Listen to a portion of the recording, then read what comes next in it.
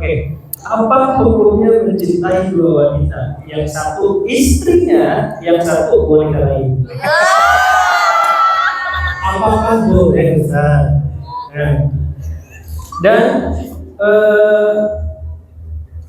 ketika seorang laki-laki sudah mencintai seorang yang halal, kenapa Allah mempertemukan seorang yang belum halal? Dan Allah memunculkan rasa cinta itu. Apakah rasa cinta itu dari Allah? Apa cuma bisikan setan?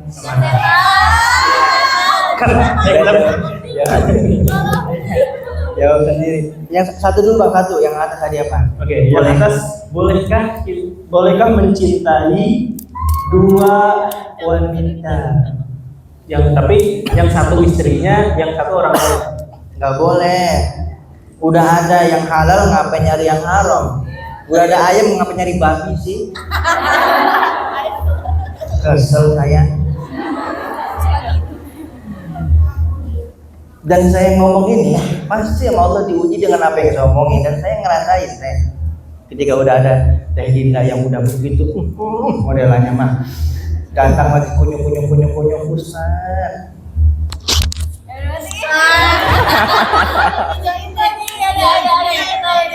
Ini di sini doang. Ustaz, dari aku pergi sama gini. Umurnya di bawah di atas saya. Jadi ujian nggak? Ujian. Tapi ya gitulah, Allah kasih kita otak buat mikir apa kagak. Otak kita otak beneran apa otak udang gitu kan. Allah mikir ketika udah ada yang halal, kenapa cari yang haram gitu kan. Udah manfaatin, syukurin apa yang halal gitu. Istri kita tuh udah gak ada duanya nih Mak. Masya Allah ya, istri kita tuh yang tahu kesalahan kita, tahu aib kita, tapi ajaibnya dia masih tetap mencintai kita. Istri saya. Menurut saya typo. Teh Dinda tuh tahu kesalahan saya, tahu bagaimana ibadah saya. Yang kata orang mah soleh katanya. Tapi dia yang tahu bagaimana sholat saya, bagaimana kekurangan saya. Mau nangis.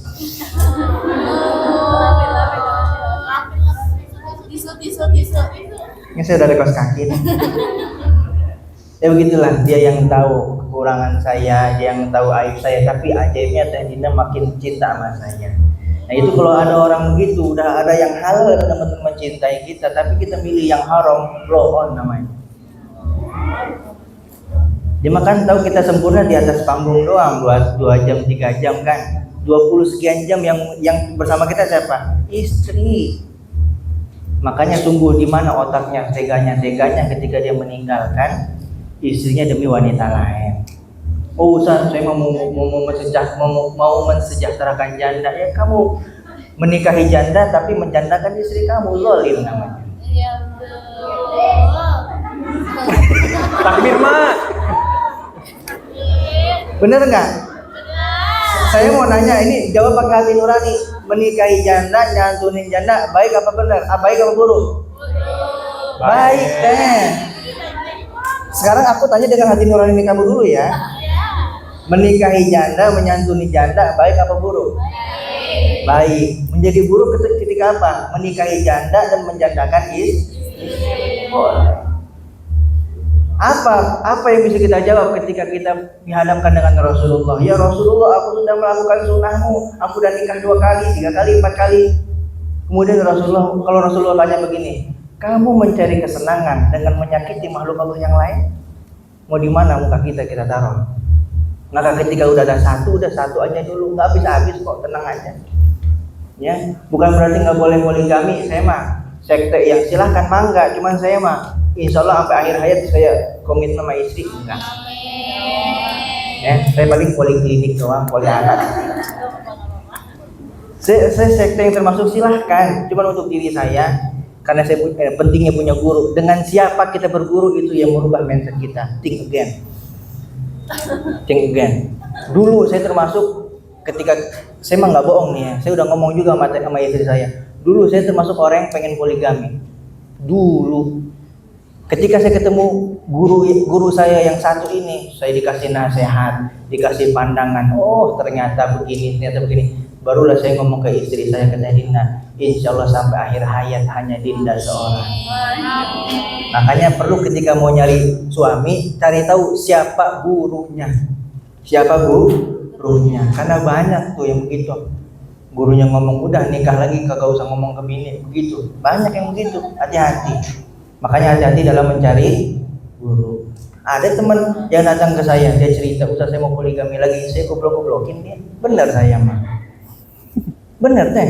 Kalau emang salah saya salahin. Kalau benar, kenapa? Dia mau poligami, tapi istrinya makan masih belum teratur, baju masih compang-camping. Mau poligami lagi, hello, makanya saya goblok-goblokin tuh orang. Saya silakan orang mau poligami masih ini jangan ditayangin ya. Internal kita aja nih. Saya nggak ngelarang orang, tapi saya lihat dulu kalau kemampuan dia begitu, tapi mau nikah lagi, mau dikemanain anak orang yang lain. Punya sepasang mertua aja belum tentu dia bisa menunaikan hak dan kewajiban, mau punya sepasang lagi. Baru punya istri satu belum bisa sempurna mendidiknya, mau punya lagi. Mau somplak jalan di akhirat, tak somplak jalannya. Di dunia mah gaya-gaya yang kondangan kanan kiri, tapi begitu di akhirat jalannya pincang, ketahuanlah kagak adil nih orang. Tawain banyak kalau lihat orang di akhirat, gaya-gayaan kan. Nah, jangan sepasang mertua aja kita belum bisa berbuat dengan baik, lalu bagaimana kita mau nambah sepasang lagi? Nauzubillah min dzalik. Jadi itu yang pertama tadi ya. Dan yang selanjutnya itu ketika si cowok ini punya perasaan cinta ke selain istrinya, apakah itu dari Allah atau dari setan? Setan itu mah. Setan. Tahu nggak kenapa perasaan itu bisa hadir? Kecacatan cinta terlahir dari mata yang tidak bisa dijaga. Kalau mata dia bisa dijaga, nggak mungkin tuh dia bisa naksir sama cewek lain. Dari mana dia bisa naksir dari cewek lain? Mata lu jelalatan. Saya pernah tes. Pikir dulu. Saya pernah eksperimen teh. Tahu sendiri Citra ya, model-model ya jangan ditanya model segini ada, Banyak. celana segini ada, celana Hawaii, celana Wahai, ada celana Hai, ada semuanya. Saya pernah tuh eksperimen begitu. Ini bukan sengaja, emang eksperimen. Saya sengaja mata saya lepas gitu, saya biarin gitu ya. Apa aja saya pandang. Begitu saya pulang ngeliat istri, ngeliat Dinda, atau biasa. Tapi pernah saya 2 minggu saya pergi rihlah dakwah di luar kota. Saya benar-benar ngejaga mata saya. 2 minggu saya benar-benar ngejaga mata saya, pandangan saya. Ya ngobrol biasa, cuma istri saya palingin begitu. Saya jaga. Begitu saya pulang, innalillahi alhamdulillah. Itu biar kata pakai daster doang, tapi damage-nya 100%. Kenapa bisa begitu? Karena mata kita jaga. Makanya kalau ditanya ketika kita sudah punya istri, kemudian kita punya cinta daripada wanita lain, itu datang dari Allah atau dari setan? Jawabannya dari bukan begitu, bukan setan gitu teh. Ya, sampai muncrat sama-sama siap-siapin. Keselnya keluarin semua, Ketika kita udah punya istri, kemudian kita mencintai wanita. Enggak mood saya udah.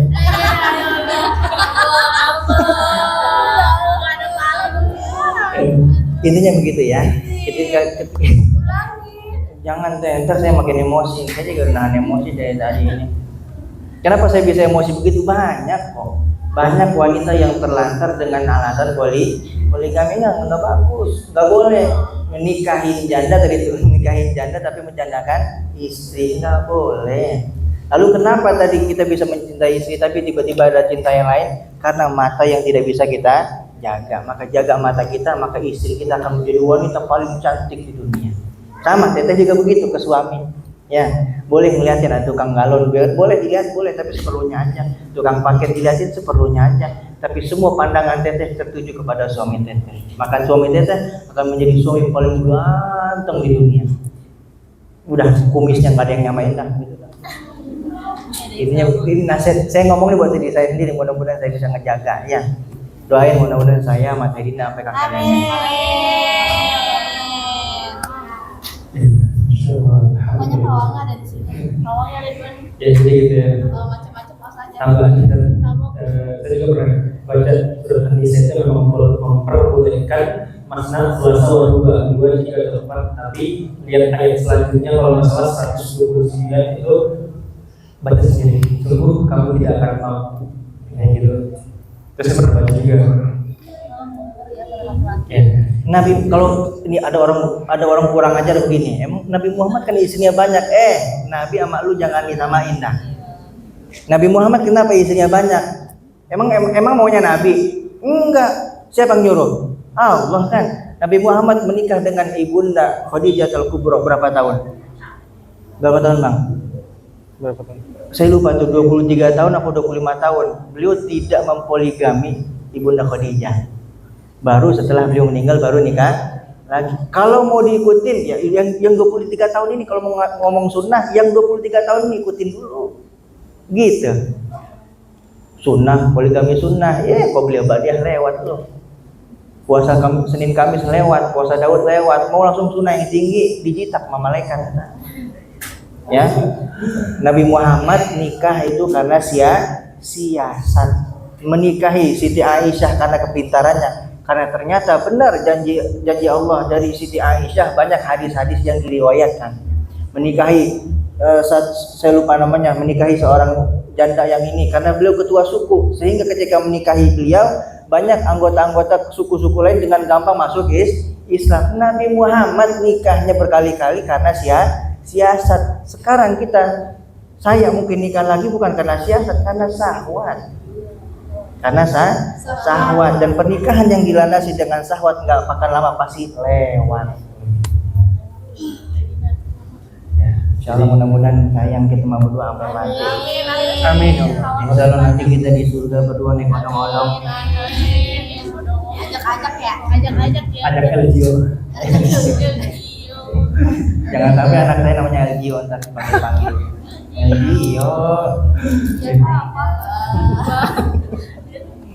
Ya, alhamdulillah kita next karena ini pertanyaan tadi itu saya yakin hatinya pada gitu-gitu. Kita next kita pertanyaan lagi. Tenang. Bismillah, assalamualaikum. Izin bertanya Bang dan Pak Ustadz di luar tema. Bagaimana caranya berkomunikasi dengan orang yang kita sayang menurut Islam? Tadinya saling memanggil sayang, tapi sekarang membatasi kalimat tersebut dengan alasan belum mahram. Di sisi lain setuju dan memahami kalau itu baik. Apakah di dalam Islam memanggil saya lope, you, miss, you itu dilarang? Sedangkan sampai saat ini tidak ada hasrat atau syahwat, karena selama ini kita masih terjaga dan saling menjaga dari hal-hal yang tidak baik sampai niat atau komitmen kami menjadi mahram. Pertanyaan itu dulu. Ada satu panggilan lagi yang belum, Bang. Apa? Ubi Cilembu. Ubi. Intinya boleh nggak manggil-manggil begitu? Nggak boleh. Orang yang benar-benar sayang kepada kita bukan hanya di mulut, bukan cuma sayang. Sayang itu bukan di mulut tapi di perbuatan. Sayang bukan di mulut tapi di perbuatan. Dia ngomong sayang selipolan baik, nggak ada aksi buat ngehalalin kamu ngapain. Ya udah bagus begitu, batasin. Karena ketika kita dekat sama seseorang ada kalanya kita perlu mendidik dia. Jangan sampai kita kasih enak, keenakan, lama-lama kita nanti dienakin sama dia. Kasih dia pelajaran, kerasin dia. Biar dia tahu bahwa dia emang gak mau lama-lama dikinin, dia pengen diseriusin begitu. Makanya perempuan harus tegas. Kan perempuan harus lemah lembut, iya, tapi pada tempatnya. Ketika perempuan dizolimin begitu emang harus lemah lembut terus. Ketika nanti maaf lahir batin-batingnya, KDRT di rumah tangga begitu dipukulin, alhamdulillah. Terus pak, enggak, lawan balik. Justru ketika tetap dengan kelemah lembutannya ketika di KDRT zolim,